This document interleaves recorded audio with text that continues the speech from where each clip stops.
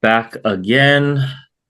We are now definitely more than, I guess we're about two-thirds of the way now through the NFL season. Um, Kind of a weird week. I know the NFL is always crazy, but two really crazy games. I feel like this week, one of them being your Cowboys one, just like probably one of the That's a most Cowboys. The only way we can win games, I guess. I don't know, like one of the weirdest endings to a game in the regular season that I can remember in a long time. But I mean, yeah, just the game itself was really weird. So yeah, starting off with the Cowboys and the Commanders. Cowboys pull out an upset win in Washington. Obviously, no Dak. CD played, but he wasn't 100%.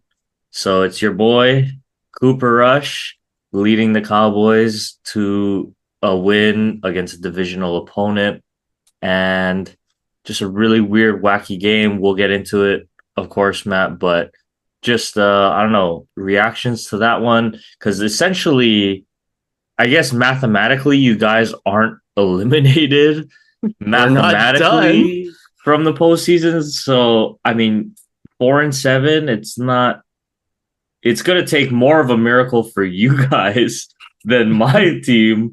Because we were at the point where we literally thought it's tank season for the Cowboys. Um, but I don't know, I don't know if this is good or bad, because if you guys end up not making the playoffs, it's just gonna kill the draft pick. But I don't know. What is your reaction, I guess, to that game as a Cowboys fan? Well, I think my reaction is I should bust out this picture right here. So I should just hold this up while I talk. Is it signed? Do you have it signed?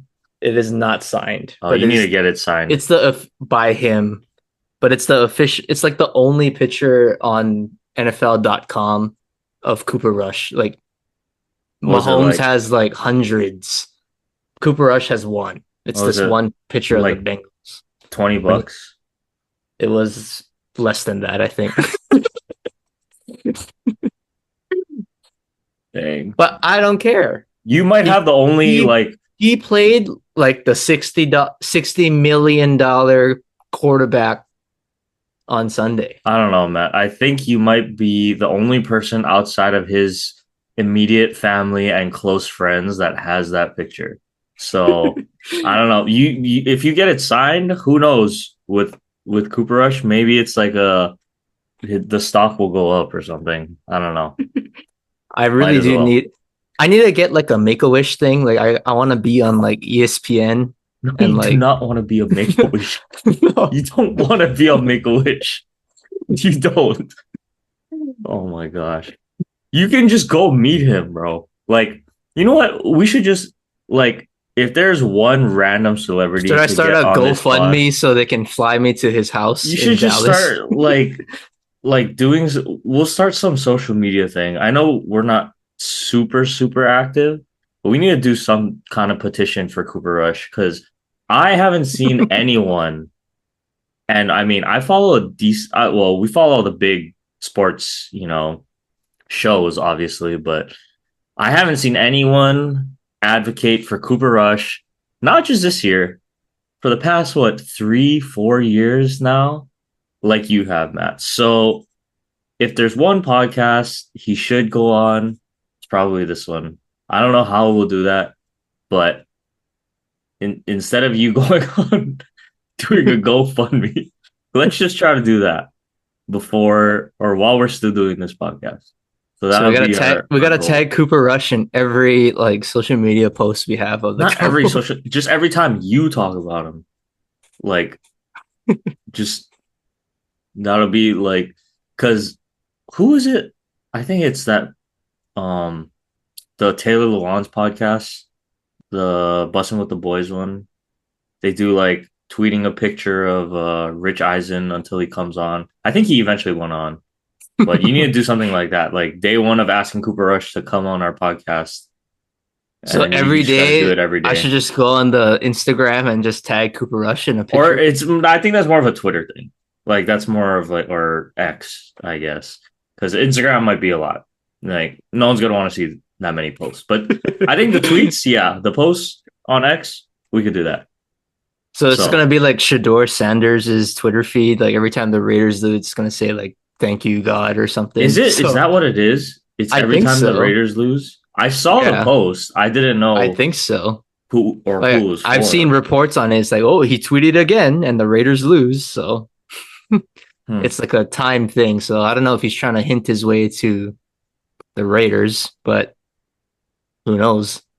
But I guess our Twitter might have to look like that eventually. Yeah. In Rush Retrush at Cooper Rush. Oh But I man. mean, going back to the game, I mean, Yeah. Let's go to the game. this guy actually was outstanding. 24 of 30. He is still QB2. Dak Prescott is still the franchise quarterback, but anytime a backup goes 24 of 32, and oh, by the way, a guy's had a couple drops in this game, so the stat line could have looked even better. But when you get a game manager, like that's, you don't need a quarterback to go win the game in a sense. Like that's like extra. As a backup quarterback, you just want to be able to manage the game, and then hopefully your defense can make some plays, create some turnovers, get short fields. But in this game, that's kind of how it was. The defense probably played their best game of the season. I mean, the run game, I would say, 145 yards. It looks on stats on paper uh like worse than it actually was, I think. Jaden's he's gonna scramble, move around. Like that's just his game. It's gonna happen. But I thought maybe it was because Robinson got hurt. But once he came out, like there really wasn't a run game consistently, like with the running backs. So I thought Dallas did a great job taking that away. And it's not like, Washington was down 3 scores. They had to abandon the run game. No, like they were up or it was within 1 score really throughout the whole game. So credit to the Dallas defense. They stepped up and it was a breath of fresh air because it was like, man, this is what I thought the defense was going to be. Like the past 2 years, they're creating turnovers. I think they got 2 picks in this game. They're like stripping the ball out of, Washington ball carriers. So it's like, man, this is the defense that I'm used to seeing for the past 3 years. So it was great to see them. And then obviously Michael Parsons, right? Anytime he's on the field, he's an X factor. He was dominant, doing his thing. So overall, the stars were there. Bland was back, first game back, actually. Well, it was kind of addition by subtraction because Diggs is ruled out and then Bland comes back. So really, it's just, well, you're just replacing the other star corner. So we have still yet to see the interception bros really just get on the field and be healthy at the same time, which is actually insane.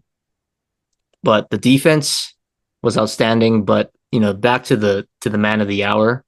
Um, when the game I thought was teetering on like, uh-oh, like we might lose this one.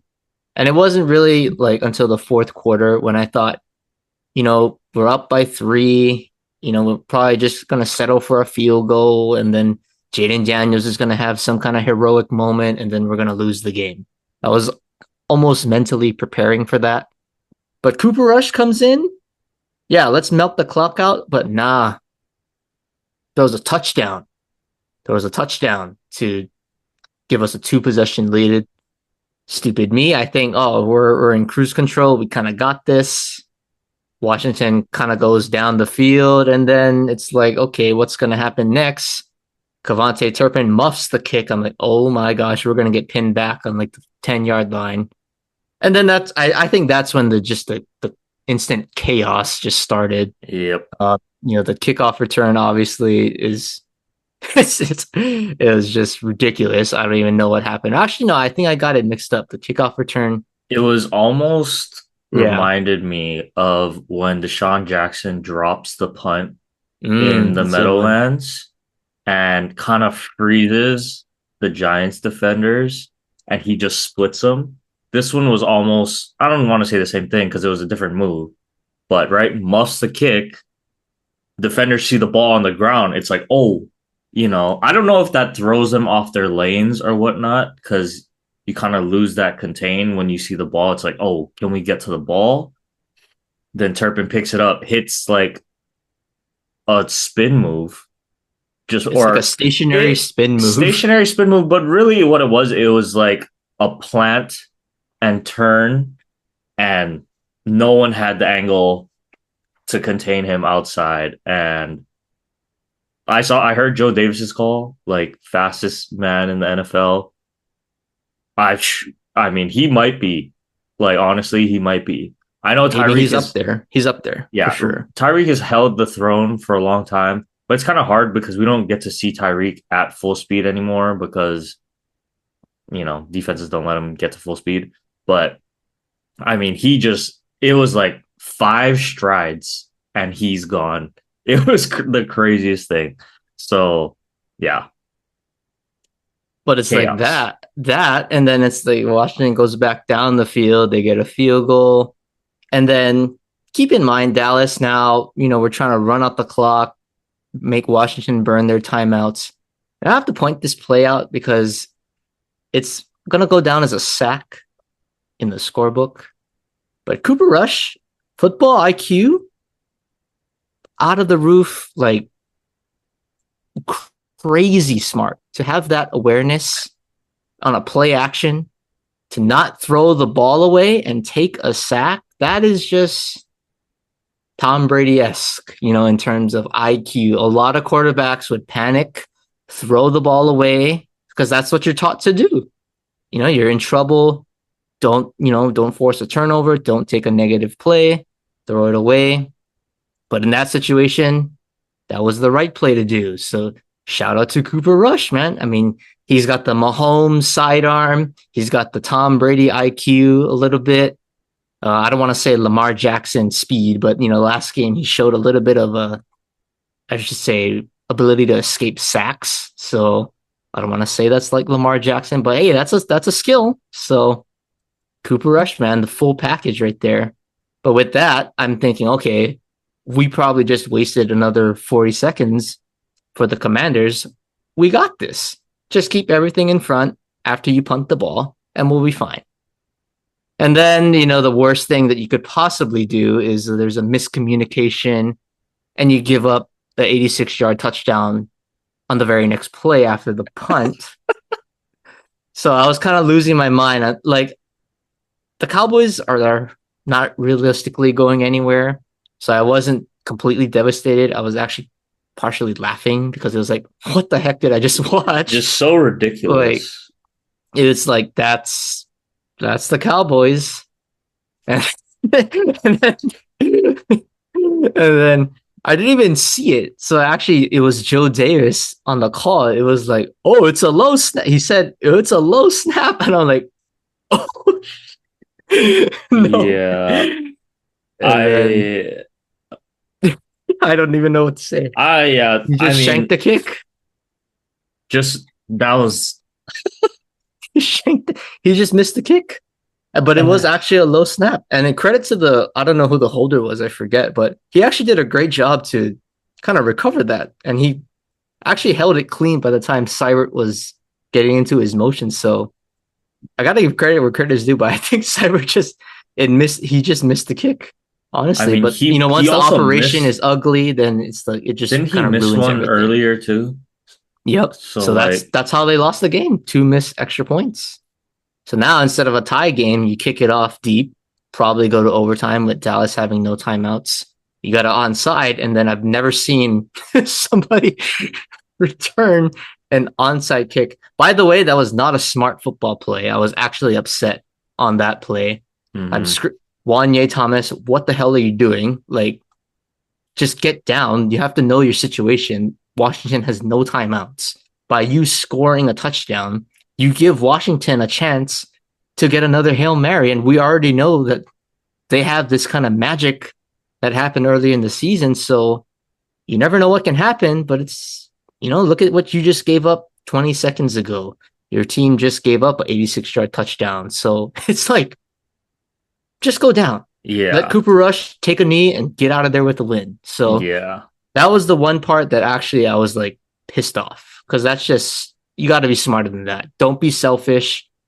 Get down. As soon as you get the ball, maybe, yeah, you take a couple steps, but after a while, like, just get down and end the game. And honestly, that is the reason why Austin Eckler got absolutely destroyed on the next kickoff. So it's like, people are getting injured for extra play. Like, nobody needs that. But really, that was, luckily there was no Washington magic, but that was a probably, I don't want to say the win of the year because we're kind of like dead right now. We have a slow heartbeat. I would think the win of the year for us was probably the Pittsburgh game at the time. But this was a good win. I mean, Cooper Rush, out dueling the potential rookie of the year in the NFL. I mean, what more could you ask? And I just have to say, you did bring it up. There is a delusional part of me thinking with our schedule, it is, I don't want to say possible, but the fan in me is thinking, okay, well, we got the Giants on Thanksgiving. We can beat them, I think. We'll actually be favored. Then we'll get a nice break.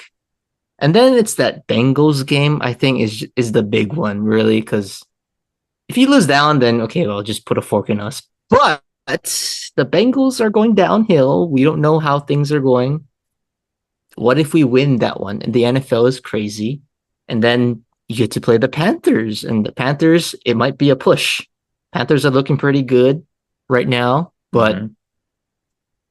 you got to take your chances with the Panthers. I mean, Okay. that's still Okay, yeah, okay, keep going on the whatever. schedule though. Keep And going. then, so that's a possible one. And then I think who's next? It's The Bucks. the Bucks. Okay, No, come. The Bucks at home. I mean, we have to be due for some home wins now. I mean, we haven't won a home game since I was at the last home game win. But maybe the Bucks, I don't know. There's a chance. And then you go on the road and you play the Eagles Okay. division game. You Okay. never know what can happen. Okay, if they're resting guys already in Exactly. The division week might be, 17.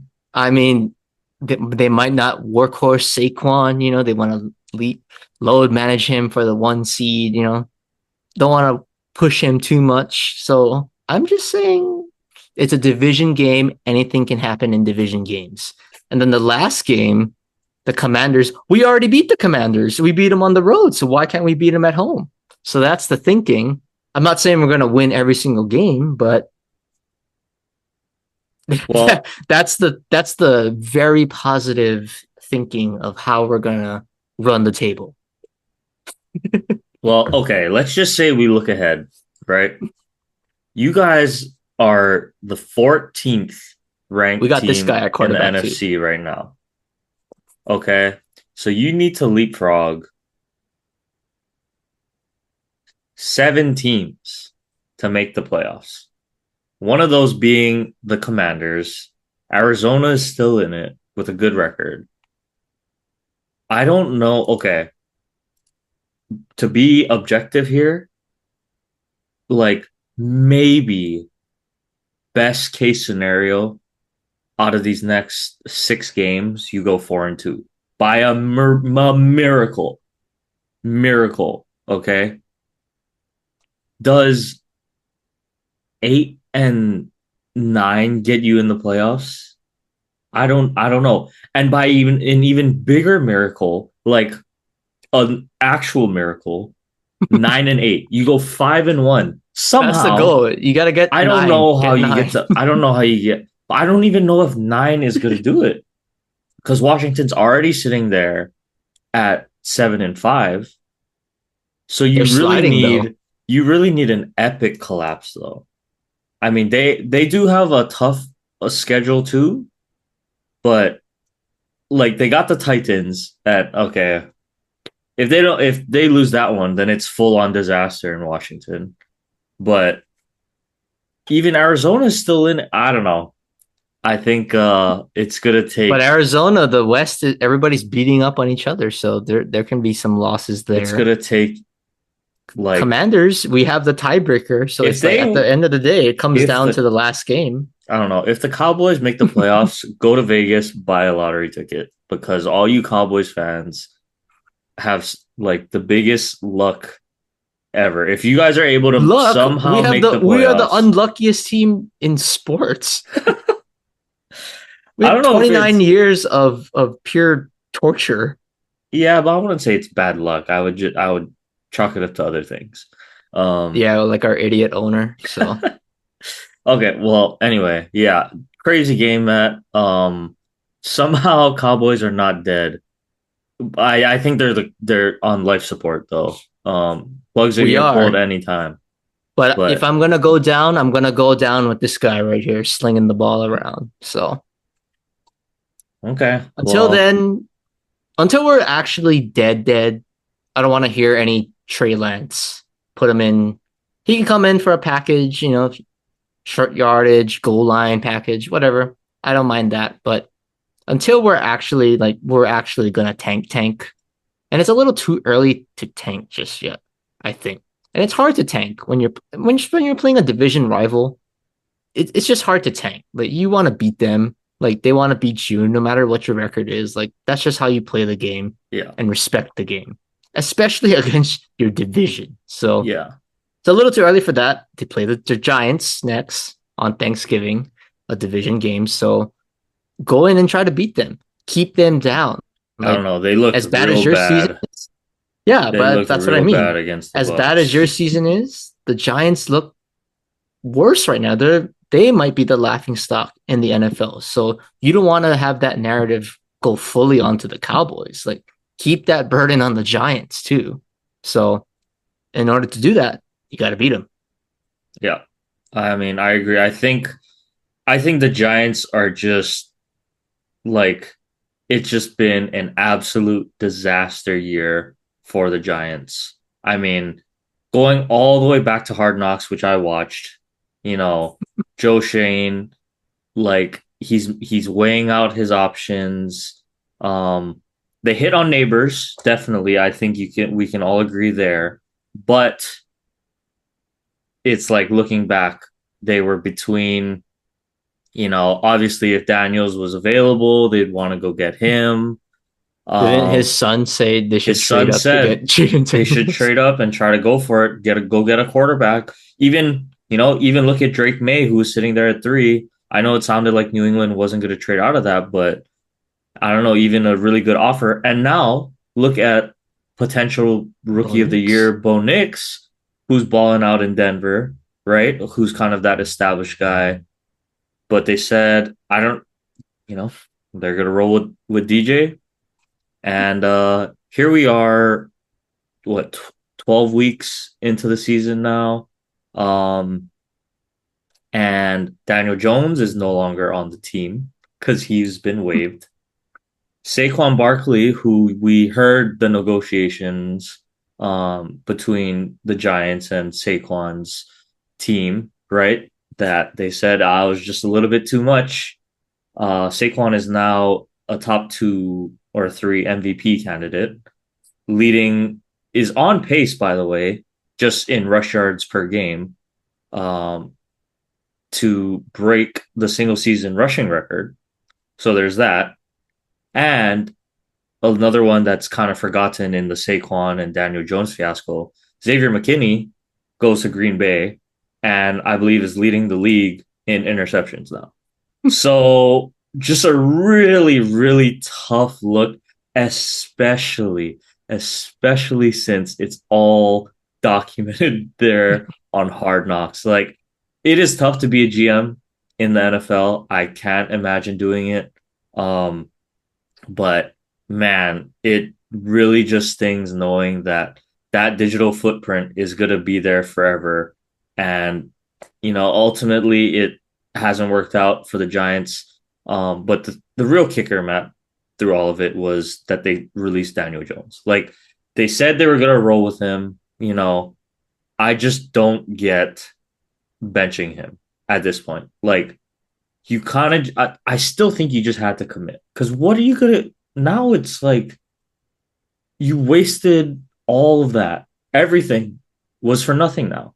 Like you just have to pray that in a better O line, a better, Tyrone Tracy looks nice.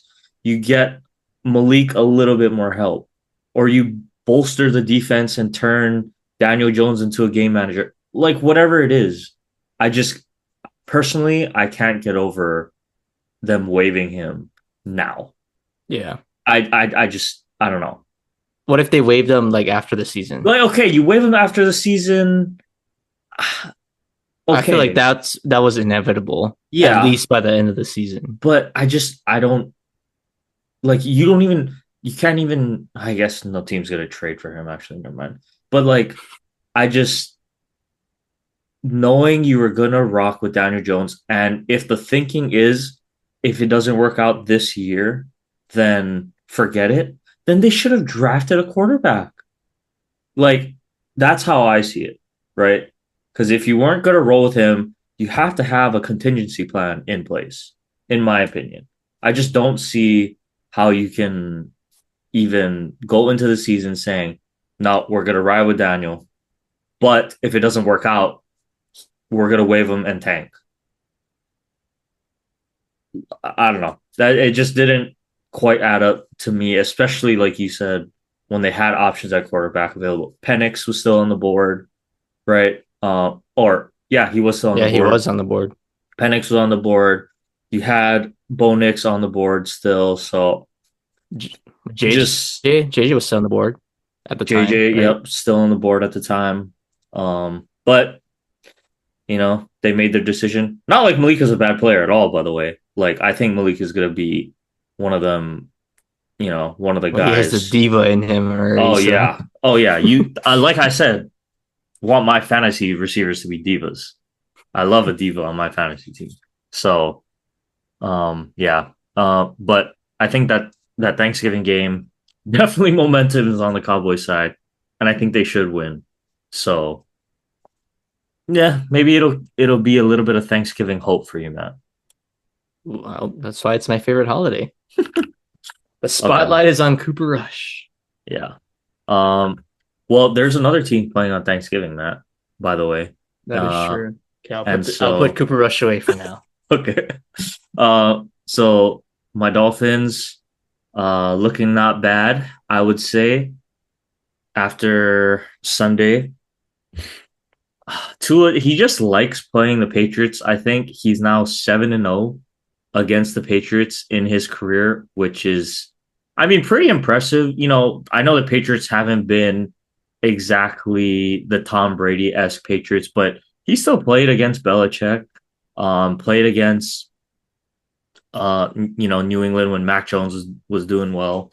But hey, gotta give Tua some credit. I mean, I've been saying this, but ever since he's returned from the concussion, he's continued to look better and better every week. I think the offense. I mean, if you want to just look at the numbers, I think since Tua's come back, or at least in the past 4 games, it's like an 11-1 interception ratio, over 100 passer rating, over 75% completion percentage. Like the offense is going, and the defense has kind of rallied off of that as well. But it all, I mean, kind of got put together on Sunday. 4 touchdowns, over 300 yards passing. Like it was just a good day in the office for Tua. So they did what they had to do. I said, after or before the Rams game, I said that was the marquee one. If they lose that, it's going to be real tough. But they handled business there, and they beat 2 teams that they should have beaten, right? At home, against the Raiders and against the Patriots. Like, if you wanted to have a shot, yeah, you're gonna have to beat them. They're 2 of the bottom teams in the AFC. So I'm happy that they were able to take care of business. Now, sitting there at 5-6, you know, I think they're in a good spot, especially with how Tua and the offense are playing. Jalen Waddle. has his breakout game finally. Kind of felt like he was going to be due eventually, but he made some really nice catches, contested. Tua just had a lot of great throws as well. I was watching some of the film that was getting posted on Twitter. You know, defenses have really adapted to try to take away those windows over the middle. And it's still, he's finding ways to manipulate the defense or like everyone would harp on him before being this one read quarterback, right? Like, oh, if it's not there, he can't do anything. I think we've really seen the growth in that aspect. Extending plays, getting to second, third, fourth reads in the progression. And I think you're definitely starting to see that with the emergence of Jonnu Smith, but had a big game last week, had another good game this week. Tyreek is still, they're just taking him away. And it's kind of like, Tyreek is at the point where all he cares about is winning. Like if you just look at the body language of this offensive unit, like you can tell that at least that kind of culture is there where they're just happy if they're doing good. Doesn't matter who's the guy getting the ball, right? As long as they're going, putting up points, that's what seems to be the focus of this team. They still got Devon Achan, who I think is still somehow really underrated as a true running back in this league. Obviously, we know what he can do in space and receiving out of the backfield, but I think he's up there as one of the top backs in the league, period. So, yeah, the offense is clicking, defense still holding strong, Matt, but we face our probably toughest opponent at this point. Going into Green Bay on Thanksgiving, prime time, and I believe they're saying it's gonna be snowing, 30-degree weather. And we all know the narrative around Miami, especially the past several years with Tua and Mike McDaniel and this offense, right? That they just can't produce in the cold weather. So it'll be interesting for sure. Um, I'll just be completely objective here, Matt. I'm at the point with the Dolphins where until you prove me wrong, I'm kind of good at like, don't get me wrong, I'm going to be cheering for them. But objectively, until you show me you can play and win, like, because it's one thing to have these close games, oh, we're so close, oh, we're right there, and we're so close. Like, we're at the point now where that doesn't matter, right? 5-6 in the thick of the playoff hunt, you somehow crawled your way back into the playoff race. But if you drop this one, it gets real tough because Indy still has a tiebreaker over Miami because they beat them. So if you really, Tua said on his press conference, I think it was today, um, he's excited to go kill some narratives on Thursday night. And that's great. Personally, I think this is the best Tua has looked in his entire NFL career. Just the poise he has, how he's reading defenses, how he's adapting in game. He's extending plays, still as accurate as ever, just in total command of the offense. But I just need to see it on the road, hostile environment at Lambeau in the cold, or I mean, I said in the cold, but that's how much I mean it. But on primetime, because the past primetime games, Matt, it seems like this has been where he just we just can't get it done, right? This last one against the Bills, the concussion. But he was already, it was already not a great game before the concussion. Then we go back to Kansas City, right? In the record breaking frozen tundra at Arrowhead. Couldn't pull out the win there. And then, just it seems like the big injuries just come on primetime. I don't know what it is. So Yeah, I'm gonna knock on wood for just that hoping, doesn't happen I'm come just praying, Thanksgiving. first of all, like no matter what happens, no big injury. Like, please, let's just stay healthy. Number one. That's all I care about. Right? I know it's a big game. I know you want to win.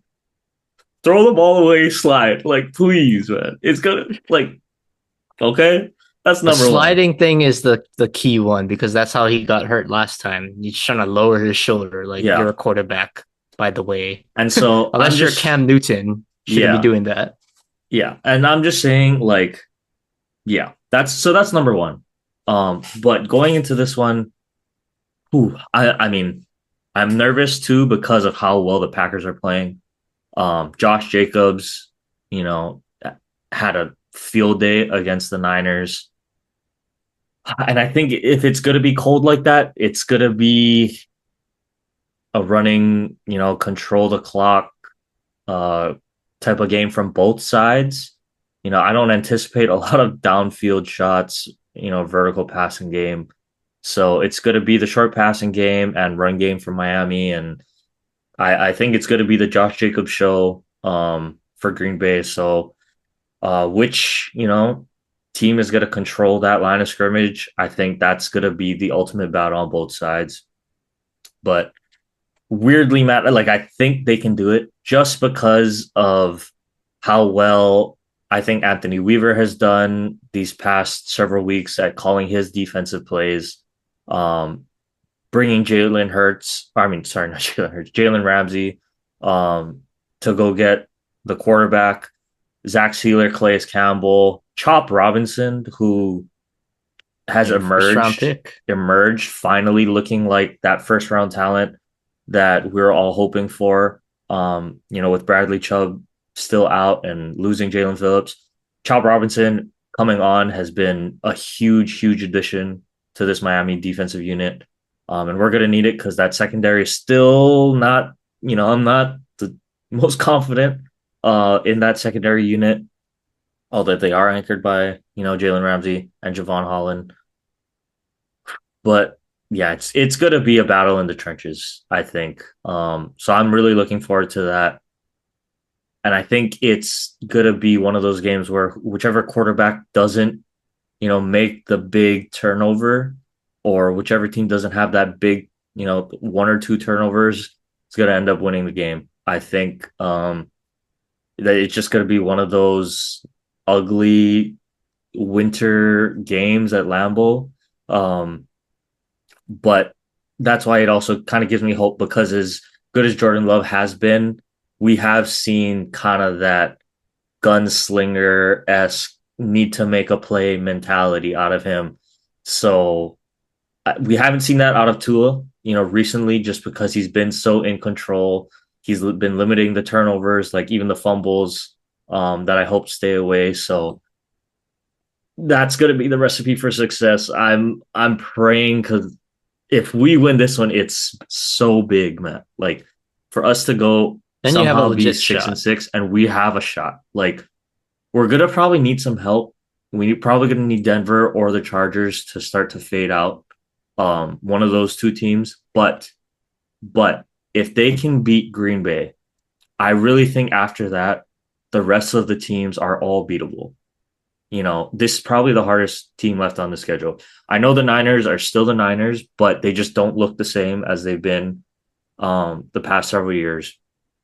Houston, who I would have been scared of at the beginning of the season, something is just off about the Texans. I don't know what's in the water there, right? Like, unfortunately, like Kahimi is missing kicks, Well, the key CJ is is CJ. That's CJ the is driving not force right now. he's seems to I don't want to say regressed. The NFL is hard, but maybe the better term is he hasn't taken that leap that we were all expecting, that MVP caliber type of leap, especially with, Nico and Tank Dell, Joe Mixon, Dalton Schultz. I know they lost Stephon Diggs, but still, I think we were expecting more out of CJ going into his second year. So Texans also weirdly, beatable inside of a dome. So and then we got the Jets. I think the Browns are just going to be a wild factor with Jameis. Um, but it's doable after this Green Bay game for them to actually run the table, which is kind of crazy to think about where they were sitting at 2 and 6 a little while ago. So yeah, man, I'm feeling optimistic, but cautiously optimistic about this Thursday night game. Um, but like Tua said, if he's ready to go kill some narratives, I'm all for it.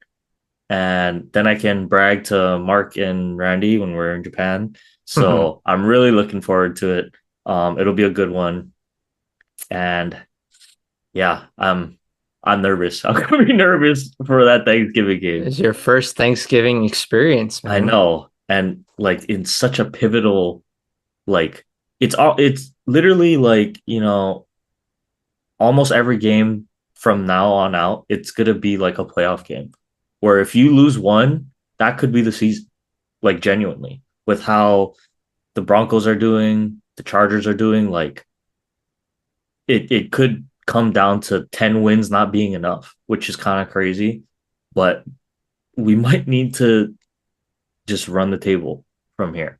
So I don't know, man. I'm nervous, but yeah, we'll see. Hopefully, it's a good Thanksgiving for the both of us. That's what I'm praying for. Well, as I said last week, we need a riot in the AT&T Stadium. Chuck a beer to Jerry Jones. Don't hurt him, but just send a message like, "Hey, we still suck." By the way, just because we beat the Commanders doesn't mean, oh, season's back on, Super Bowl is back on. Like, we're still realistic here. Like, you put us in this hole. Let's, as the fans, safely remind him that it's his fault. We are not inciting them to throw beers at Jerry Jones, man. No, I don't want like a fight to break out, but it's just like, like a draft beer. Just Why not just booze? Can we all just boo Jerry when they show him on the screen? No, like I think that's fine. I think that's good enough. So and not good enough because I think he git booed enough. Like there needs to be some kind of next level. Not to hurt okay, him. I don't so want him to get hurt. why don't we have like someone sacrifice himself, run on the field with like something Jerry Ooh, that would see T-shirt? that would be good. That would That be would send a good. message, huh? That would send a message. That would send a message.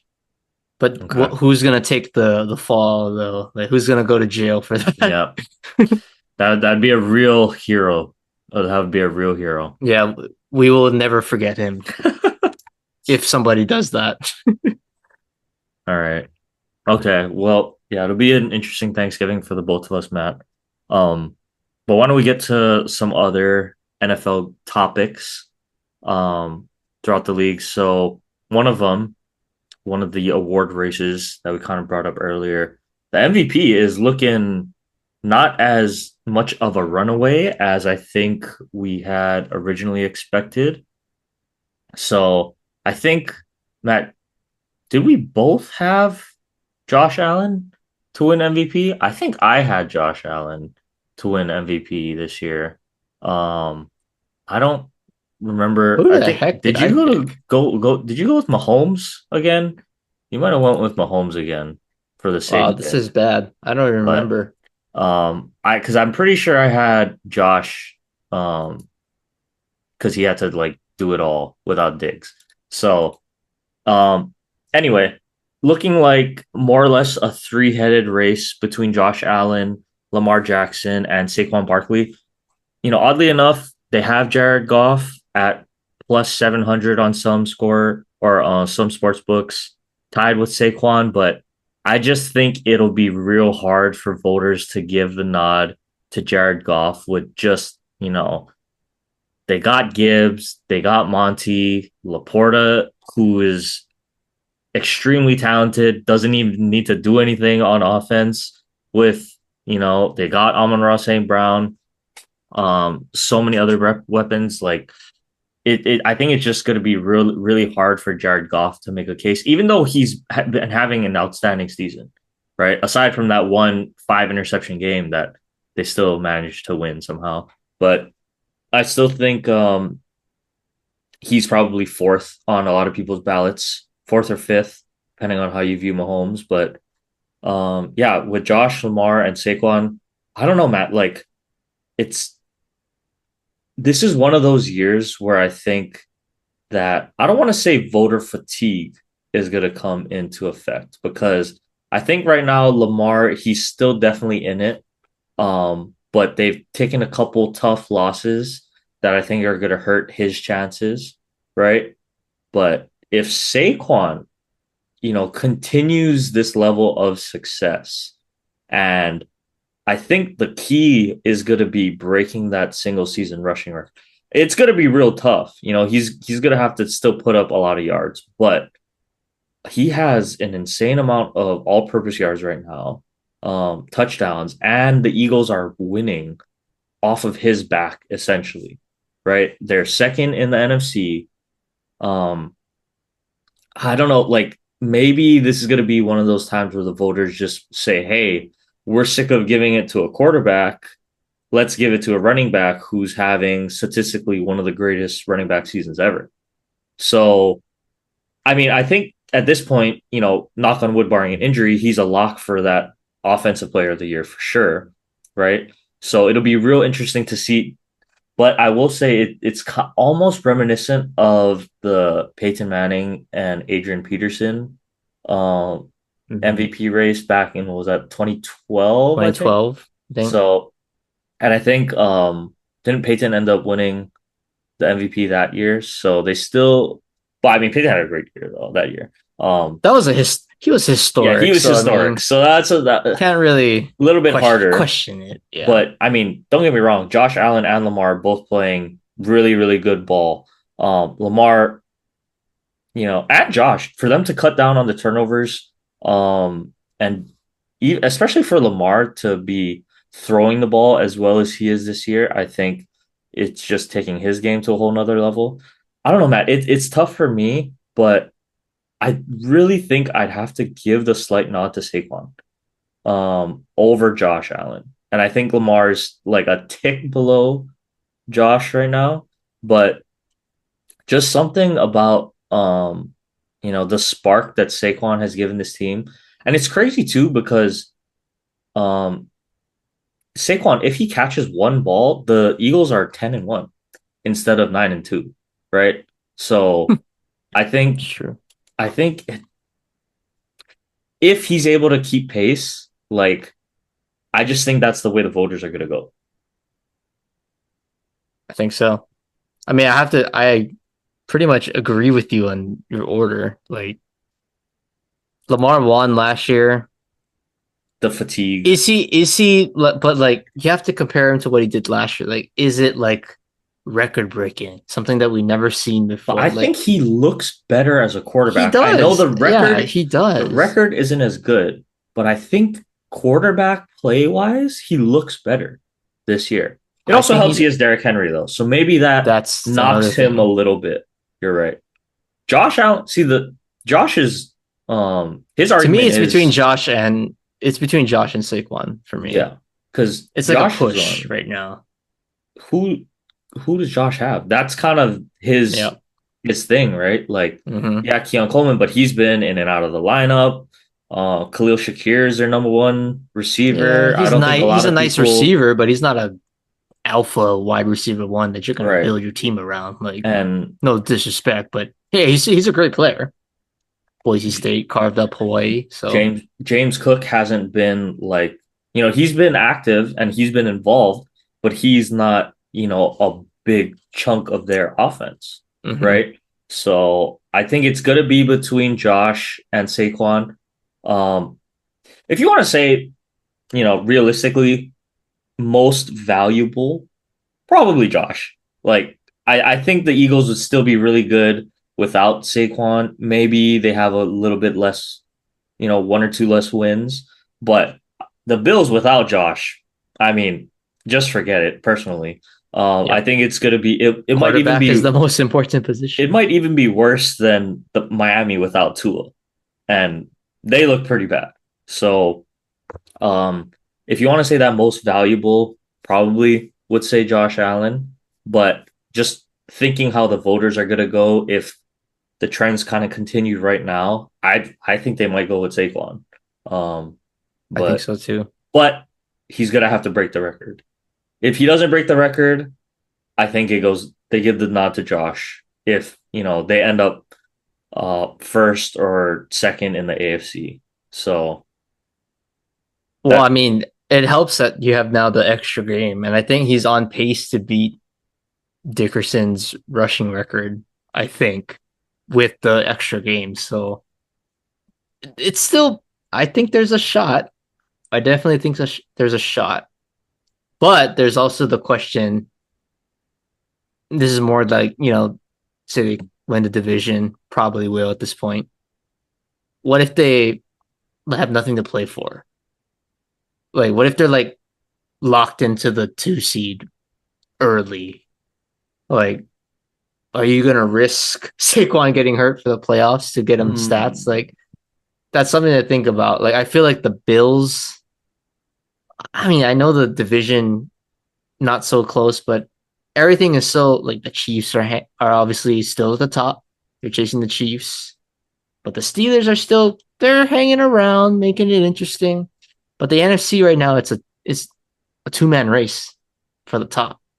And then Hmm. something it's just something about Detroit, and we'll talk about it later in our top 5 teams, but they just look different. They look different. So wouldn't be surprising if they just continue to just stay on a heater. I would not be surprised. So what if Philly is just locked into the 2 seed? Like, would that hurt Yeah. Saquon? Possibly.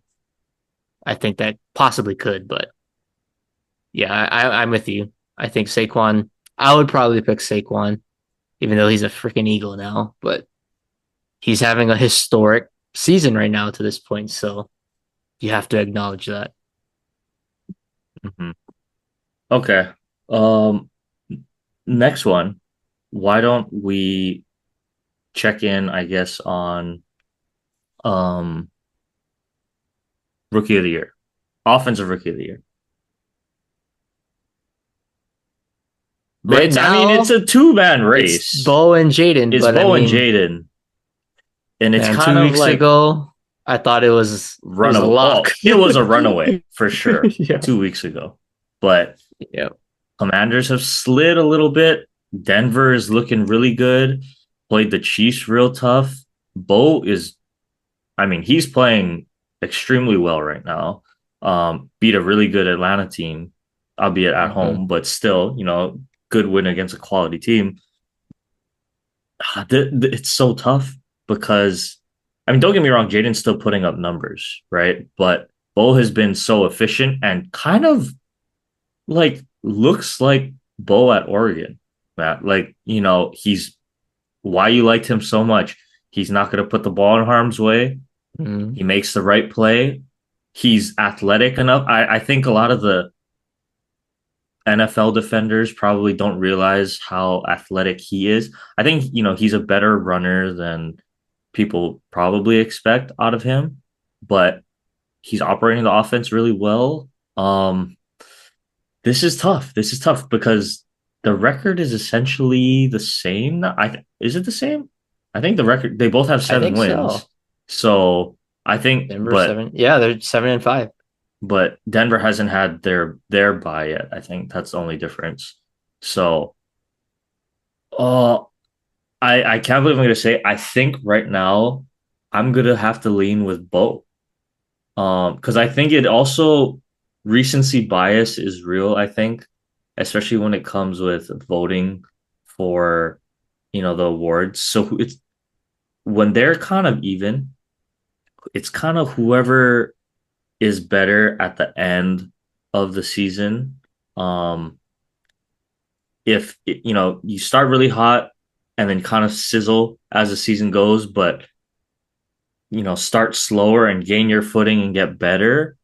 Like to me, that's more indicative of a good season, especially with Denver and I mean, don't get me wrong, Jaden's in a really tough division too, but um, Giants aren't exactly what we thought. Cowboys now, no Dak, right? Versus the AFC West with Kansas City and the Chargers. Like if they're able to make the playoffs, I think Bo is a lock actually, even as well as Jaden had played in the beginning. So Hmm. I would give the slight Interesting. nod to Bo Nix. That makes me happy because I love the Bo Nix Oregon era. That was just great. He just couldn't beat one team. That was his kryptonite, which is unfortunate. but I'm still gonna lean towards Jaden for now. Now, if it happens for another, next week or 2 weeks from now, and this continues, my answer will change. But right now, I'm still gonna lean towards Jaden. Like the hot start can't be ignored. I mean, he's still putting up pretty ridiculous numbers. The only thing that I do kind of knock him for is he did play my team. My team stinks defensively. Brother had less than 100 yards passing entering the fourth quarter against us, like at home. That is not good. And to uh, Dallas's credit, the scheme was great. They were disguising blitzes and pressures, so I think they were actually kind of rattling Jaden a little bit, and kind of just forcing him off his read, making him scramble too early. You know, so I think that played a part in it. Still learning how to control, the line of scrimmage. But I'm gonna lean towards Jaden. I'll say this: like right now, Jaden is looking like Luis Heel. Luis Heel for Rookie of the Year for the Yankees had the historic start where he was just dominant. Second half, he was good, like average starter numbers, but it wasn't like how he started. He definitely didn't finish as strong as he started.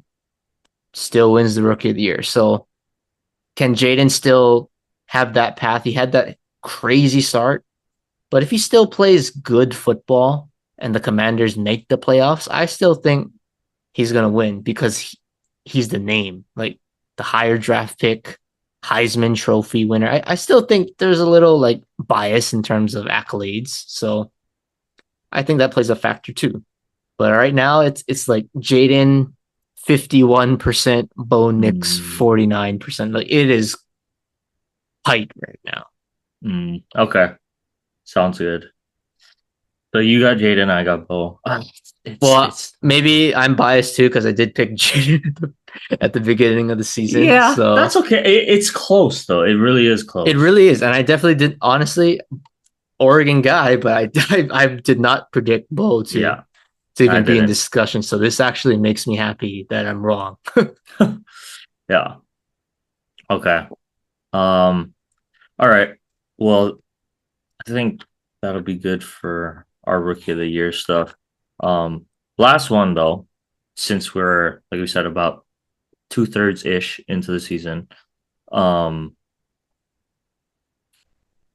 I guess we can do a top five. Why don't we do a top five teams currently in the NFL? So not 5-5 on each side, but just a top five um in the league right now. So I'll let you start, Matt.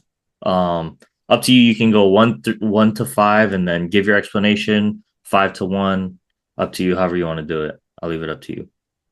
All right. I'll go with let's go 5-1. Five to I'll go one. five to Okay. one. Okay, so number five for me, I have to go with the Minnesota Vikings. Never Mm, would have thought they would even be in this conversation 12 weeks into the NFL season after the preseason, in a sense, where we all thought they were going to be pretty low. Kirk is gone, the rebuild is on. Let JJ learn. And Sam Darnold has really honestly been the key to that. I mean, Kevin O'Connell and Sam Darnold have clicked. Um, Aaron Jones looks good. Jefferson, everyone was worried, oh, how is he going to do without Kirk? Well, he's still making ridiculous plays on the receiving end. Like he's fine. Justin Jefferson is a beast. Um, so that team is rolling right now. I think Sam Darnold pretty underrated. I know he's not in the MVP discussion, but definitely deserves his flowers there. So I'll give Minnesota at 5. And honestly, their record speaks for itself. They beat really good teams. They beat the Packers. They beat the 49ers when the 49ers were the 49ers, right? They still beat the Bears, division opponent. So they're beating good teams. And I think they lost to Detroit by like one score. I think they lost to the Rams, right? That was the other one. So not a bad loss, I think, on paper. So they're playing good football right now. So I give them number 5. Number four, I have to go with the Chiefs, and I know they have the best record in the NFL, but yeah, just the way that they're winning, it's just it's just not it's not all impressive, what like great Patrick Mahomes, another game-winning drive this past week. But it's still the Panthers, and let's put that into perspective. They get I don't want to say lucky, but a blocked kick allows you to beat your division rival.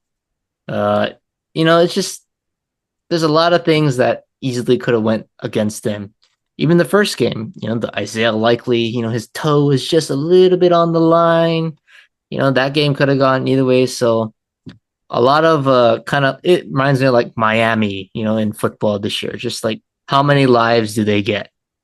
So I just think they're kind of teetering. It's like, the NFL is not afraid of the Chiefs anymore, I think. So they're gonna have to kind of earn that punch back and give the NFL a little taste of like, yeah, we're still the Chiefs, but it hasn't been that way yet. But they're still 10-1. You have to respect that. They're winning. So I'll give them number four. Number three, I'm gonna go with the Eagles. I think the Eagles right now, sadly, they're playing good football, and Mm-hmm. it helps when you have an MVP candidate in Saquon Barkley. I just think Jalen Hurts, he's kind of like a wild card sometimes. Like he's very turnover prone.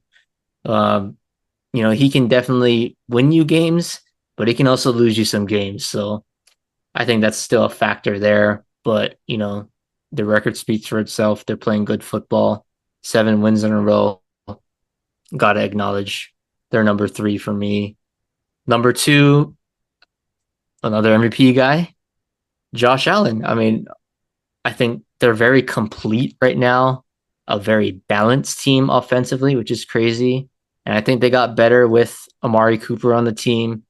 He's not Stephon Diggs in terms of maybe talent wise, but still a technician of a route runner. He can get open, he can beat man coverage, and maybe a kind of perfect personality to work with Josh Allen, I think.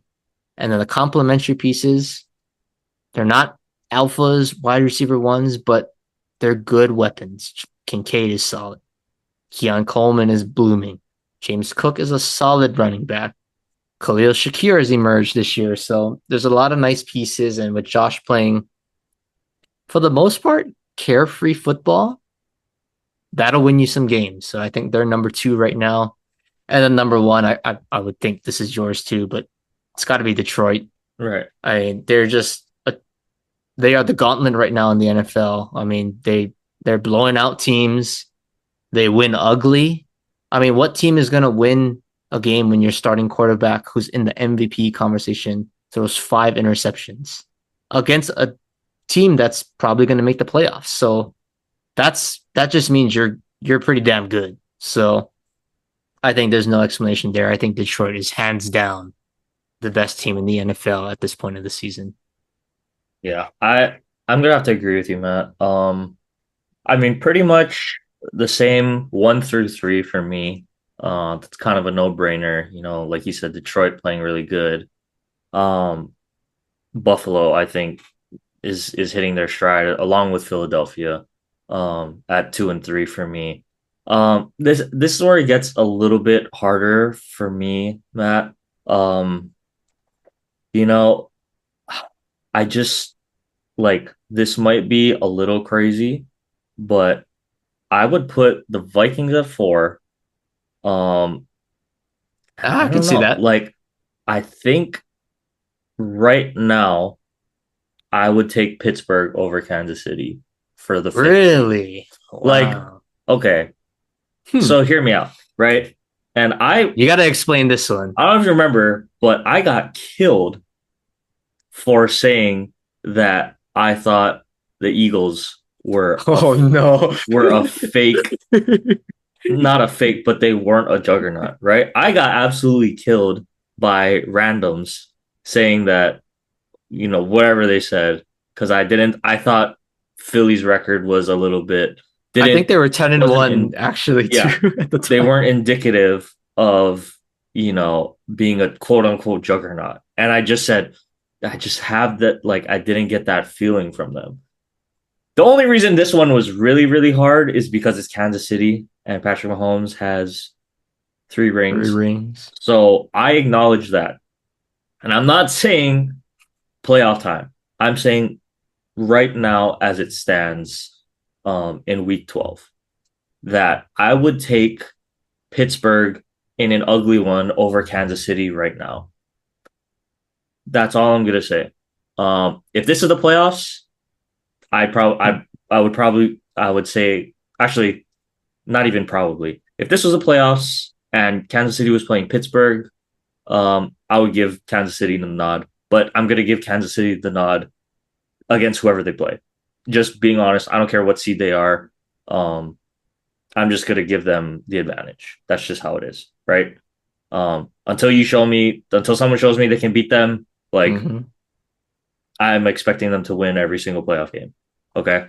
But the only reason I'm going to say Pittsburgh right now is I just think their defense is, tops in the league. And I know they had an ugly one against Cleveland, but I mean, come on. It was a little bit of Jameis magic. It was a divisional game, right? We all know how those go, no matter how the records look. Um, but a slight edge, very slight. It was like a coin flip between those two right now. But I just, like you said, Kansas City, like, the Panthers just have looked terrible, and I know Bryce Young is playing better, and I want to get to him a little bit later, but like, if we're gonna pull out an overtime win against Carolina, and then going back to the Denver one, maybe it should have, I mean, probably should have been a Probably flag should have lost. on the block kick, right? Because the center got ran into, they didn't call anything. The Bucks game, Baker doesn't even get a chance. It's a potential coin flip. So they're a coin flip and a blocked kick that maybe shouldn't have had a penalty. Um, And the Isaiah Away Likely. from, yeah, and the Isaiah Likely away from sitting at four losses, right? So I'm not going to say luck because they have earned the right to, not, I'm going to give them their credit no matter what because they're the Chiefs and three rings says a lot. Okay. But I will just say that right now, if they were going to play in a game, a regular season game, I might take Pittsburgh just because of Hmm. how they've looked.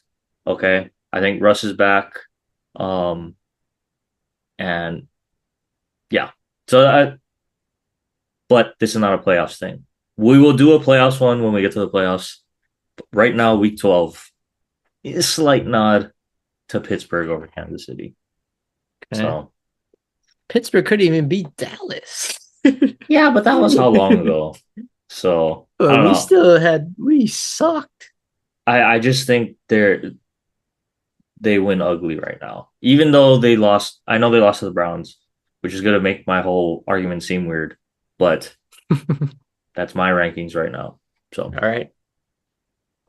Fair okay. enough.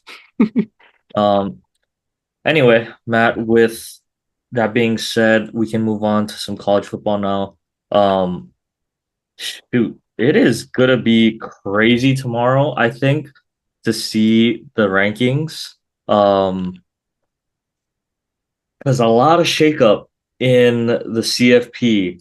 The SEC, like you kind of have highlighted here, like they're not the big scary SEC anymore. But I think, with the emergence of NIL, this was one of the things when it was first going on that we kind of talked about is going to be good for parity, right? Like way back when we started discussing NIL, um, we were saying it helps now because it's going to be able to attract players to other teams that want almost that name recognition, because like Arch Manning is a rare one where he has the name, and even if he doesn't play, he's gonna get, you know, recognition. He's gonna Millions. get the money, right?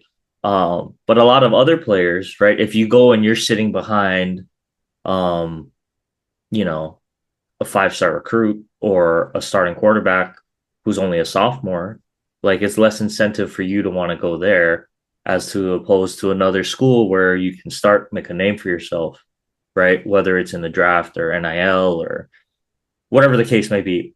Yes, I know it comes with enough problems with, guys hopping around every year now, but I think the overall product we're seeing, especially with the implementation of the 12-man playoff, like this is kind of ideal for college football where it's pretty even across the board. And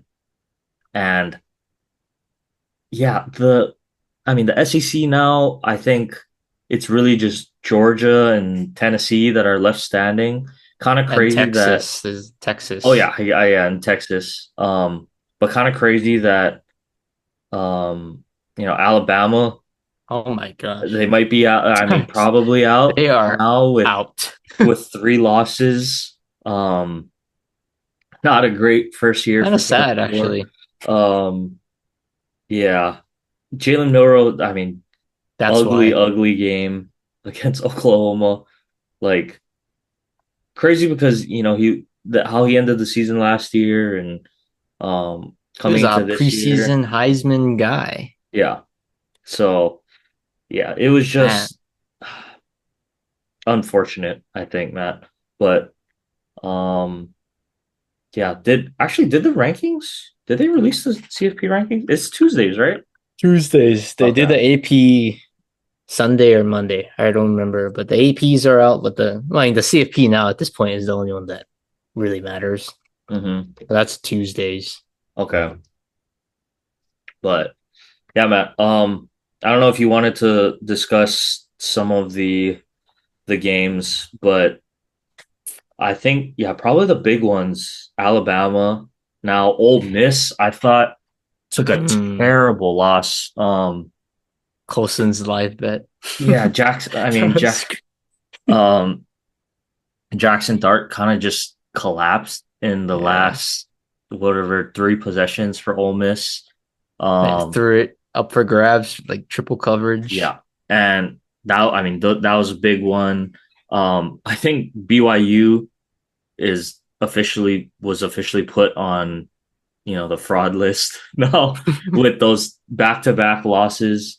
Um, they were already kind of getting away with a bunch Yeah, of they were like similar to Miami where they had a couple wins where it's like, okay, yeah, you're still undefeated, but uh I don't know about the quality of this team. And I think it kind of got exposed the past 2 games, right? They had the one good win against Kansas State. And after that, didn't really play. I mean, they didn't play a ranked opponent really, right? Or anyone that's ranked anymore. And then the Kansas loss, now the Arizona State loss. Like, yeah, I think that was pretty much curtains for BYU. I think they're gonna need help now if they even want a chance to get back in it. But I think they're done. They're I think projected to be they're at still. 19. Mm, Like that's tough, I think. but if they win the Big 12, they get the automatic bid. Oh, okay. So So they're realistically they're still alive. Like the Big 12 is crazy because I don't know. There's so many scenarios. Like there's like 9 or 10 different clinching scenarios I saw. It's like I don't even know how you keep track of that. Like yeah. I'll just wait to see after the games who it's gonna be. But I know one of them, Colorado, does not control their own destiny because they lost to That was Kansas. another one That I was was a gonna bad say. loss. Like their defense couldn't stop. They looked like the Cowboys run defense. I mean, it was just Kansas was running all over them, and they didn't even have the ball. Shador didn't even have the ball, so can't really do anything offensively if you don't have the ball. So Yep. their Yep. defense let them down. But I think Yeah. what's crazy is like with this now, the BYU, Colorado, like Boise State. can is legit in the hunt for the 4 seed in the playoff, which is kind of crazy. Yeah. Because I don't even think they're I don't think they're that good, but they got a guy at running back that's having a historic college football season right now who's in the thick of the Heisman race. Yeah. But And nobody has stopped him yet. So until they do, they're just going to keep giving him the ball and keep running their way to wins. I think yeah. that's just crazy. Like, Yeah. now it's I like, as Oregon, okay, they're playing in the Big Ten championship. If they beat Washington, that means they're most likely be the 1 seed going in to the championship. So either they play Ohio State, if they win, they get the 1 seed. If they lose, I would think they drop to the to the two to the or well, three. they Oh no, can't be because the how it is, you're right. You're right. yeah. So they would be like the 5, and then The first team out of the top four, yeah. probably. So it's I mean, like, you would okay, that's assume not so, you'd even have to assume bad. so. Yeah. That actually, in theory, might be better. You're the 5 seed. You get to play the 12 seed at home, so you're playing at Autzen. You beat them. You potentially play Boise State on a neutral field, and I know, yeah, Boise State almost beat you guys, but Oregon's a different team right now. So I mean, both teams are different, but Boise State on a neutral field versus you potentially play like a I don't know who's going to be like a 8 seed, like say Penn State or something like that. Like that's it's a pretty different caliber kind of opponent.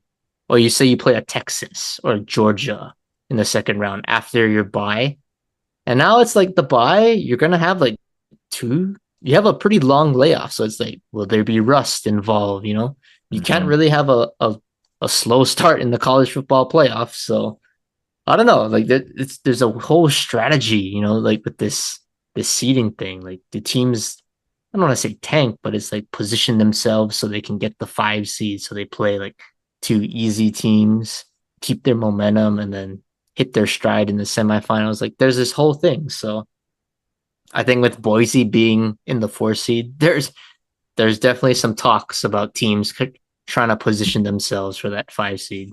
Yeah. Yeah. There's gonna be a fun. It's gonna be I like exactly it. what It's we our wanted first because year. it's not gonna. Yeah, those poor bracket people. I mean, the poor Uh, CFP committee. Like they got their work cut out for them for sure. yeah, I always think, or I always thought, like strength of schedule plus eye test, is so that's like Georgia. probably the way to go. So yeah, because like all these bubble teams, Clemson, 2 losses. Clemson is tough. Indiana probably deserves it to be in. I Like, think they'll get in. I think they'll yeah, get in. it See, but oh Georgia is a tough one too because I think they have 2 losses. But if they lose to Texas in the SEC championship, are you gonna put a 3-loss oh SEC team in, or these 2-loss teams? So it's yeah. there's all these scenarios. Well, I guess I think that yeah, would create we'll have chaos. to see. Yeah, I agree. We'll have to see how it plays out. But I almost say Oregon is essentially a lock, even if they lose two, right? Like I think the furthest they'll drop to is 12 after 2 losses. I mean, they better take care of business and beat Washington because they beat Washington, they're for sure a lock, right? Yeah. So they just need to handle business there. But yeah, the Big Ten championship game is gonna essentially determine that 1 seed, Mm-hmm. for sure. So guess that'll be what we look forward to. But I mean, hey, Michigan ain't no rollover either, and that rivalry, you know, um, I mean, it's probably gonna if it's gonna play out like I think it is, then I think Ohio State probably smacks them. But you just Yeah. never know with the rivalry week That's games, true. right? So, um, yeah, it'll be a fun one, for sure. These last 2 weeks, man. Okay. Um, I guess while we're staying on college football, we already talked about awards, but I mean the Heisman, it's really between two guys at this point. Crazy to think that there's no quarterback that's going to win it this year. Probably, right? Um, Maybe Cam Ward, if anything. maybe, but Travis and Ashton, it's gonna be real tough, Matt. Oh, this is so hard. Who would you give it to? I'm close. Hard. I'm close. I have a guy that I have a slight edge. I would probably give it to. Um, so I would give Mm. it to Travis You slightly, give to Travis? Mm. slightly. It's so hard though because if I Genty would lean breaks the towards record, Genty because if I he think, breaks the record, yeah. it The only problem with Travis, and it's unfortunate, it's like the stats. You know, like I the impact on the field, I like don't get me wrong. What he's doing is pretty crazy. But it's like, does he have the numbers, like the statistical numbers to back his case up? Like, yeah, you can play on both sides, but you gotta have good stats. Like it's a numbers award. Like Ashton Genty, like you said, a 2,000 yard rusher at this point is kind of insane.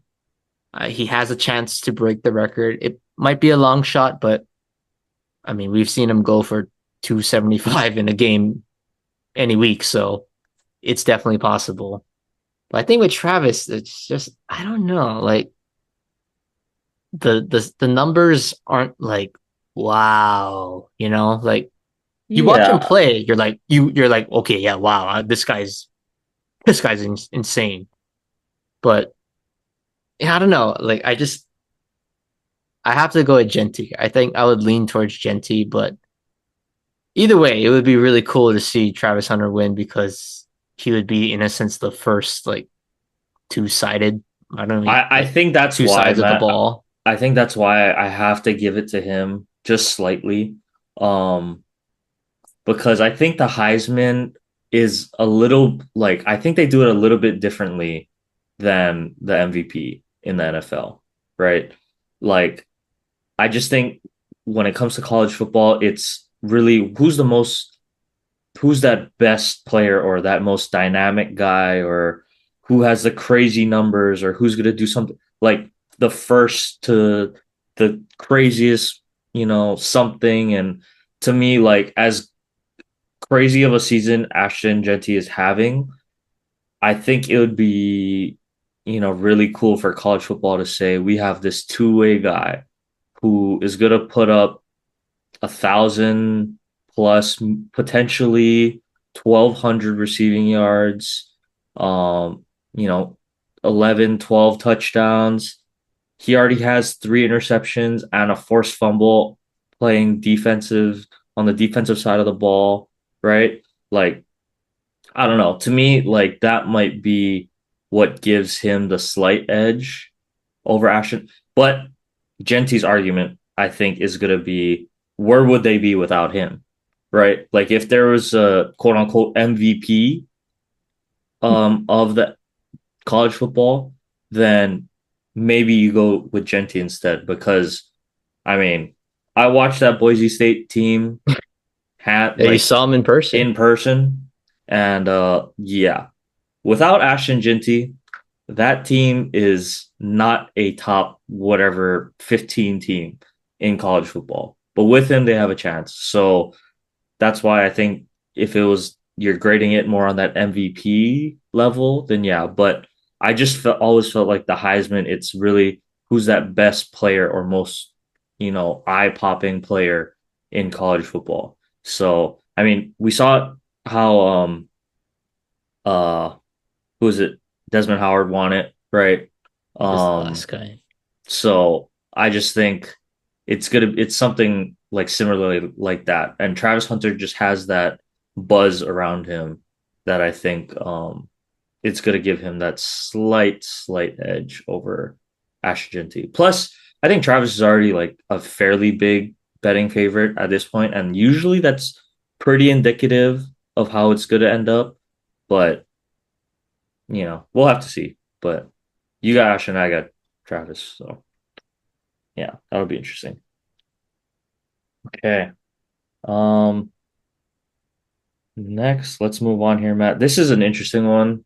That kind of stuff happened right after we recorded our pod last week, but we talked about UH, and this isn't going to be a UH football segment. I mean, it partially involves that, but I guess we have to talk about what's been going on with the UH athletic department and the departure of their recent AD, right?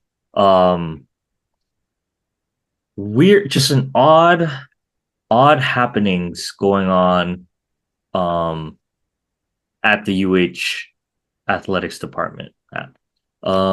So Craig Angelos, who had been around, I think not quite 2 years, like a year and a half or something like that. Yeah, around there. Um, and just with Lassner, his retirement coming up, um, decides to essentially fire Craig Angelos, who seemed to garner a lot of support from student athletes, the community as well. So a little bit of a head scratcher, you could say the least. But let's just talk about it right now, Matt. So initially, heard the news. I thought it was a little bit interesting because I don't didn't know all of the details, but I felt like I could kind of sense a general happiness amongst the UH athletics departments, right? Like you don't hear about complaints. I did remember they were able to secure that deal with Nike. I remember I heard that, and the bigger one, more than anything, was we got back into the Mountain West, right? So that For was all kind of sports. for all sports. So that I mean, just from a extreme casual UH fan, those are the kind of things that I saw from that athletic director standpoint. Um, Hmm. so those are the two big things. So not hearing any negative complaints and then knowing those two things, it's like, oh, okay. I wonder what was going on there. And then you hear Lassner come out and say that it was a performance based thing. It's like, okay, so still not too sure what you mean by that if we're, able to get back into the Mountain West, but a little bit peculiar there. And then you start to hear all of the student athlete testimonies. It seemed like uh, they noticed Craig's hard work and dedication to the school and to the program, um, and just a general sense of shock amongst not only the student athletes, but it seems like a lot of the coaches for the respected athletics teams, right? Um, and then the rumor mill starts going, and so it's really really hard to decipher, Matt, what is true and what's not with no official reporting or anything like that. But I will say that some of them, I mean, I'm a conspiracy theory guy, so I really wanted to get into some of these, but I think if you objectively look at what he's been able to accomplish in 18 months, to me, if you're gonna come out and say that performance is the sole driver behind this firing, then two things, right? Either that means he hasn't met your expectations, right? One, or you're just saying that and it's got to be, there's something else that we the public don't know, right? That's the two ways it goes. So just to play devil's advocate here and say it is that first option of not reaching expectations. What were we expecting within the first 18 months of a guy's tenure in the department? I mean, granted, he's also not from here, right? So it's Hmm. it's already hard enough for we saw it with guys like Norm Chow, Todd Graham, to kind of embrace a culture and establish a good culture here. So to do that from an entire athletics department standpoint, it that seems a little bit tough to me. Um, Also, Lassner um, was around when he was hired, right? First of all, so I would imagine there were some kind of expectations. I hope were discussed if we're gonna say a performance was the reason for his departure. Um, and Craig has come on and said he was shocked when he heard the news, right, originally. So either there was a disconnect between, I don't want to say the board, but if this is Lassner's decision, Lassner and Angelos, like there's some kind of disconnect in what they were looking for standard wise, right? Just to say performance, strictly performance based. Like I said, I don't know what else you can really do um, from an 18-month time frame, right? He also got a bunch of the Hawaii football charts or chartered flights, right? The Nike deal, like I said, raised over $500,000 for the community. Um, so just a little bit peculiar there. And, navigating this entire NIL thing, I might add, extremely difficult. So that's option one. Option two, which, I mean, let's be real, Matt, a little bit It's more likely, probably option two. probably option two. But like I said, never want to speculate without knowing everything. But my gut and probably your gut and a lot of people around the island's guts are telling them that there's probably something else going on behind the scenes. And not sure if it's anything to do with, I don't know how to say her name, Manning, Lois Manning. Lois Manning, um, coming in. There are a lot of conspiracies about, Lassner wanted to give her the job before he left, but now she's come out on record and say that she is only going to act as interim and she will not be So we gotta running. find another AD So we need to anyway. find another AD. So I even thought, Angelos's original contract is interesting to hear how he is essentially, you know, like I don't know what the term was, but he can be fired at any moment. He can just be let go at any moment. Mhm. No protections or anything. So that was, I mean, looking at it with a raised eyebrow there as well. But yeah, and I thought the thing that was kind of funny, which is also on record, is they interviewed Josh Green. I don't know if you saw. It was like there's like a 30-second clip of him being interviewed by one of, I don't know if it was Hawaii News Now or whoever it was, but they kind of asked him about it, and he basically just said, he didn't want to air out anyone's dirty laundry, um, but that he'll leave it to, you know, he respects the decision and he stands behind the board, obviously. So just that one statement alone, Matt, like he's basically telling us that Yeah, there's there's other stuff, things there's things behind that the we scenes. probably don't know, right? So I mean, it's a little bit disappointing, but like, shoot, who was it? I think Rich Miano was saying like only in Hawaii, right? That I saw that clip of his interview, good and bad. That's only in Hawaii. When you say that, it can be good or bad, and Yep. this is one of just those head scratching ones. I mean, obviously, wish the best of luck to Craig Angelos and his family and wherever he goes. I'm sure he'll do well. But now, like looking at it from a UH athletics program perspective, um, we need to restart and rebuild from here. Like we already lost the top donor, like the top one of the top Hmm. donors, right? Or boosters, right? He immediately pulled funding. I think he had a banner at the stand sheriff. Yeah, it's It's already down gone. already.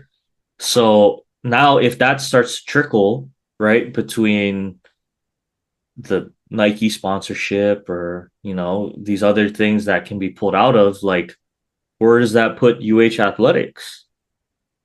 I'm a little bit concerned. Not sure who they're bring in, but I already feel so bad for whoever's the next AD because it's already gonna be a tough turnover. And now with the expectations, like if you don't do as much or more within your first year or so, people are gonna be complaining and saying, even more so, why did we let go of Craig? Why did Angelos go? And it it's just not looking good for UH athletics as a whole right now. I just hope that they're able to transition everything over. And I mean, in a perfect world, they don't skip a beat. But when you already see some of the top boosters cut funding, and stop the support, that's pretty indicative to me of, because the boosters are the ones having direct talks with the AD. Like, right, like the Yeah. top boosters are going to be talking to the AD. Like that, I'm sure of it. So the fact that, you know, and he stood by it. He said he's not going to, right? Like he's going to stop immediate funding to UH, and then next day banner's gone. Yep. I don't know, Matt. Well, I will say this on the Angelos part. So I was at the North Carolina UH basketball game, and he was sitting he always sits right next to where my dad sits, like literally like right there. Oh, So we really? get to see it. Mhm. Oh, He's like right there. So it's like, oh, like Craig's there. Like, everyone's just kind of looking around, like, ooh, like first time in public since the news. Throughout the whole game, people are coming over, shaking his hand, hugging the wife. Like I really? saw what one guy gave him like a Miley lay. They took a picture with him. Like it was just throughout the whole game, from before the game. I don't know about after the game. I kind of stopped paying attention, but basically throughout the whole basketball game, in between timeouts, halftime, like people were going up to him and telling him, I presume good things because, got some lays, pictures were being taken. So it's just weird because I've never seen that for an AD to show that much love from the fans or the community. That's like that's pretty unusual to me for an AD to receive that kind of support and love from the fans. And then in the arena that like they're wearing, Save Craig shirts throughout the Mm-hmm. student Yeah. section. So like obviously the community is behind him, and that to me should make UH feel absolutely sick. And that meaning UH means Glasner, because he's really the guy that pulled the plug on I this. mean, but the board held it up too, though, didn't they? Yeah, I So mean, yeah, they did, but like, well, that, and then I mean the student athletes too, like, and especially I think the men's volleyball guys are the ones that are speaking out on this. So it's like, these guys are literally the ones working with Angelos. They get in contact with him. They see him every day. He's involved every day. Like, shouldn't that at least matter to some degree? Like, they're the ones that work closely with him, are interacting with him. And I saw some reports like, oh yeah, the workplace environment wasn't good. yeah, Well, that report doesn't fact check, because why would a student athlete support this guy if it was a toxic work environment? yeah, Like, you wouldn't get that. So this, that yeah, goes back to your conspiracy theory number two. There's something behind the scenes that we just don't know. We're probably never going to know the truth, but that makes UH look bad. So, I feel, I don't want to say happy for Craig Angelos that he's, in a sense, getting out of this messy situation, because looking now for the future, who in their right mind is going to want to be the AD next for UH? Like after what they did to Craig, Ah, like this you're going to have to it's be. it's just a lose lose right now for Desperate. UH. Like whatever, like I was thinking about this too. However, this does play out, right?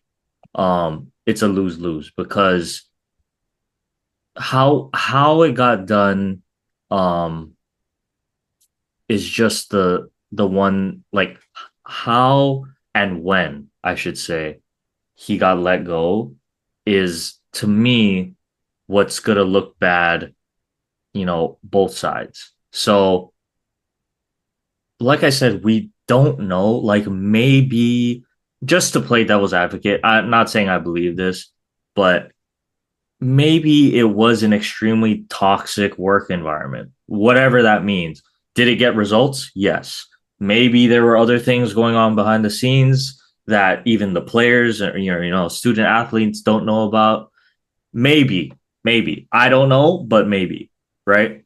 Um, but like you said, Matt, just how it looks and how it's being perceived by the public, and not just UH fans, but you know collegiate athletic fans everywhere. This is kind of garnering a little bit of, I don't want to say national spotlight, but national spotlight in the college athletics arena, right? I'm sure it's sending some waves throughout, college athletics, especially in the Mountain West. So it's just not a good look for UH. And Lastner, I don't think he's. I mean, we're not UH alums or anything, but I haven't heard a ton of complaints, throughout his tenure. Um, I know my dad said like he thought he'd done some pretty good things, but now like this is how he's going to be remembered, unfortunately, That's right? Like true. no matter how much good you've done, and let's be real, if you're going to be the president or whatever of a university, it's a pretty thankless job until people can look back and say, oh yeah, he did this and he did that. And but now like unfortunately his reputation is going to be tarnished by how this is playing out and being perceived by the community. So it's really like a lose lose. Like even if Angelos was rightfully fired, which doesn't sound like he was, but even if he was, how it's being played out now, if we never hear the reason behind it, like it's just going to put a stain on Lassner and a little bit on the university. So it's like, what is going on?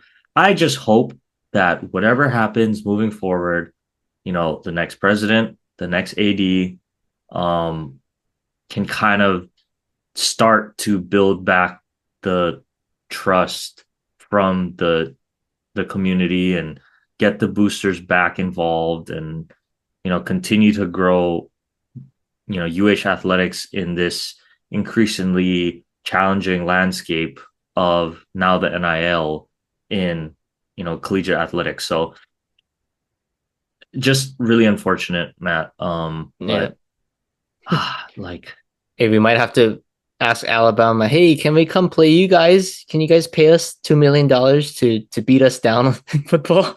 Like yeah, that's the only way we can get money now. I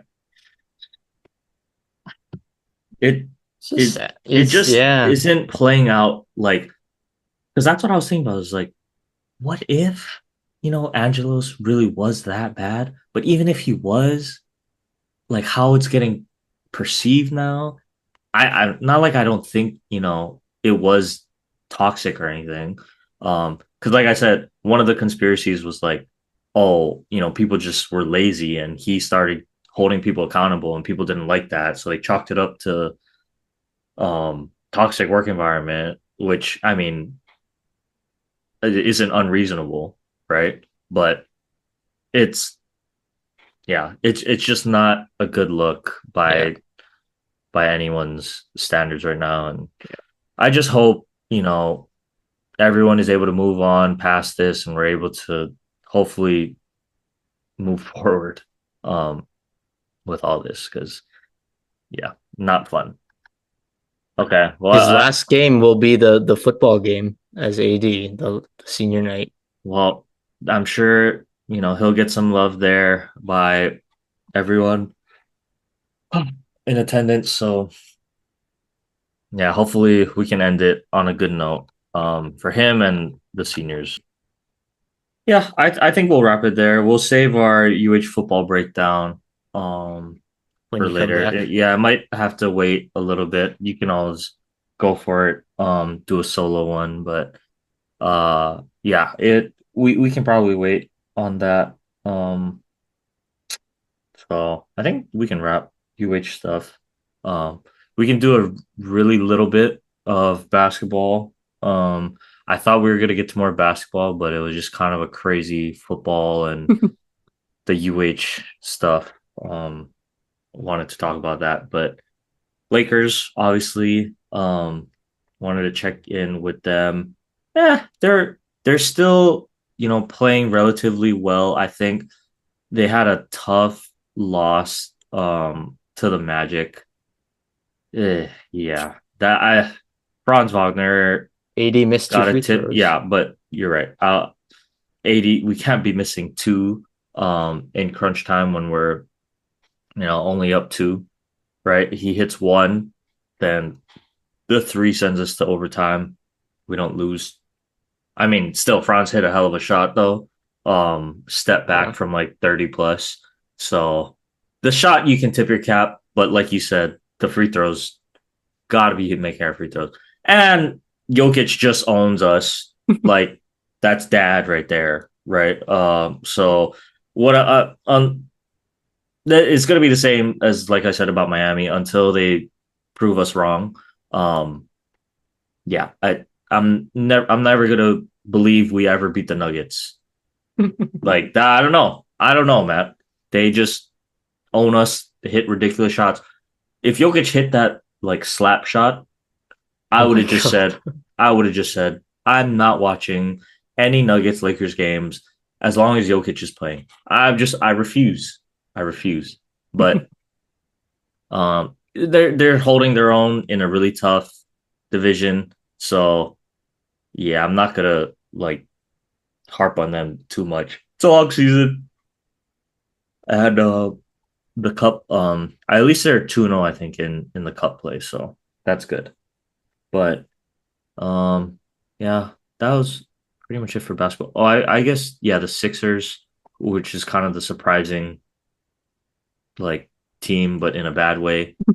Paul George, Joel Embiid, uh, a lot of expectations, right, for the season, and they're what last in the East, or something They're like second to the last second behind to the the last. Wizards. So yeah, that's not where you want to be. Um, Not sure what's going on there. At least they got Jared McCain, I guess, um, who's playing like their best player right now. I don't know what's gonna happen to the Sixers, but they're gonna need Joel Embiid to come back and Just play. just Like play, I guess. be on time and play.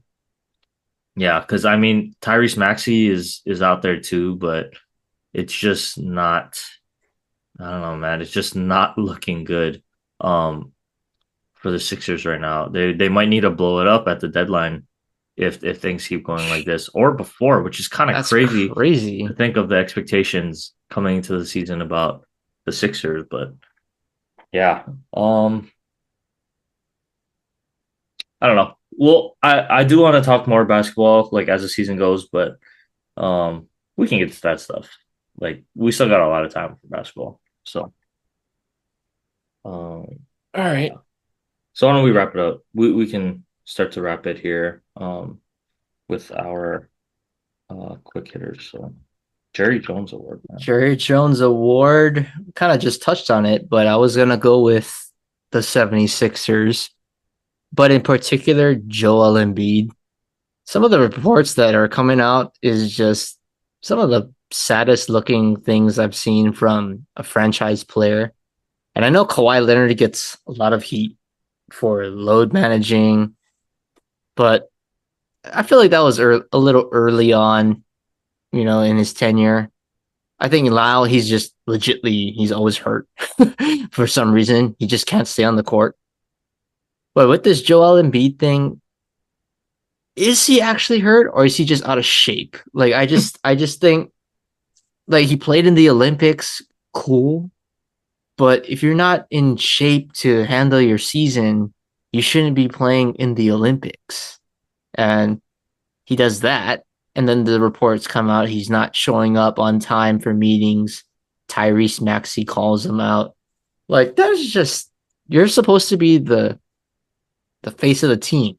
You Mm-hmm. know, what happened to the trust the process? You know, he gets the big contract extension this offseason, and it's like he just takes his foot off the gas. Like, this team had championship expectations. You get Paul George. I mean, literally on paper, this team could do things. Oh I mean, you got yeah, Embiid. You signed definitely. Paul George. Tyrese Maxey has taken the next step, I think. I mean, over the course of the season, and then you hit in the draft, and you get a guy like Jared McKean, who is probably the favorite for Rookie of the Year, and it all means nothing because your superstar is not going to show up to meetings, not going to take his health seriously. Like that's disappointing, honestly. Like that is truly foolish fool. Like, come on, Joel, you're too talented to just get like slack off like that. And I think that you're just making the case like, yeah, would I rather have Jokic or Embiid? I think everybody's answer would be uh Mr. Jokic Yeah. in Denver at this point. I mean, at one point it was like who they're they're up and up. I don't know who to take, but one has shown that he can take care of his body, even though he looks very out of shape. But at the same time, he's durable. He stays on the court. He's a leader in the locker room. There's no complaints. He doesn't like basketball, but Which is crazy. he shows up to work. I mean, it's like a job for him. He says it's like a 9 to 5 job for him, but he still Mm-hmm. shows up to work. You know, Mm-hmm. puts in his time. So you got to give credit with that. So that Joel, come on, be better. Yeah. Okay. Um, couple players met for me that I'm gonna have as my fan tribute. So one basketball, obviously gonna stick with my Lakers. This of course was more last week than Dalton this week. Connect. Yeah, DK man, I Connect missed that one. Four, like uh tied the single game rookie record for threes. He hit 9 threes against the Jazz, went off for 37 points.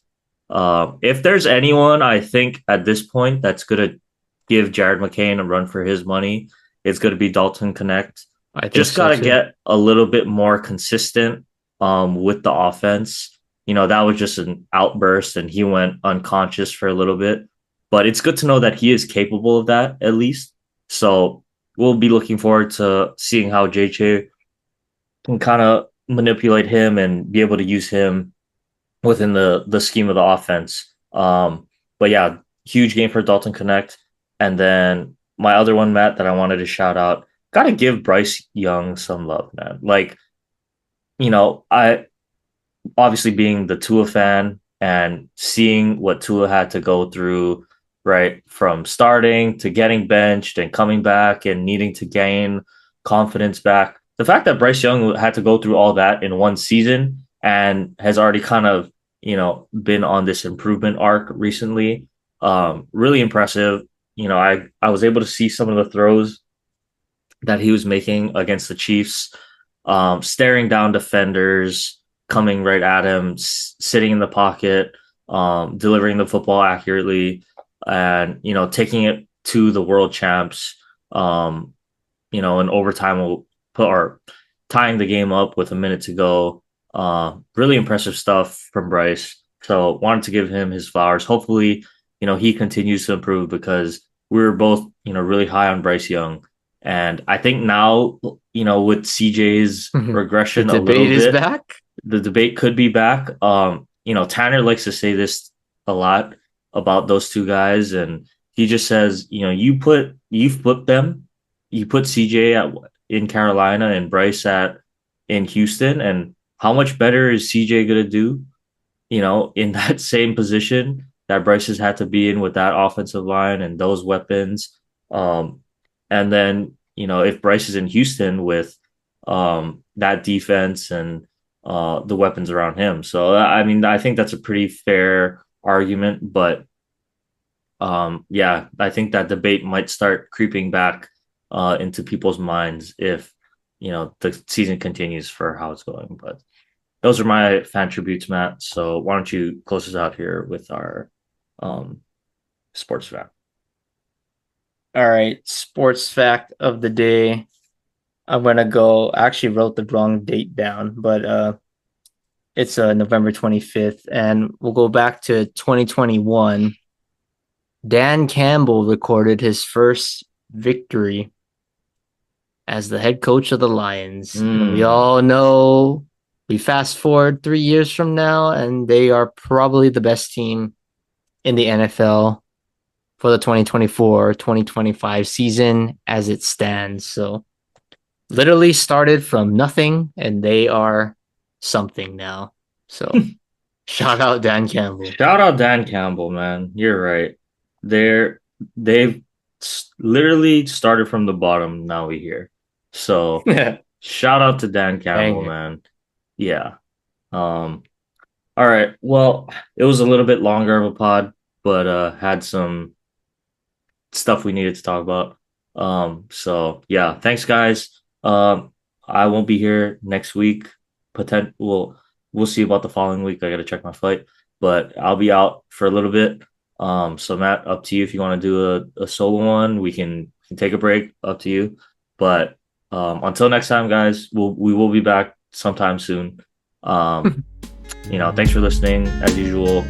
Have a good week, stay safe, and we will see you guys next time.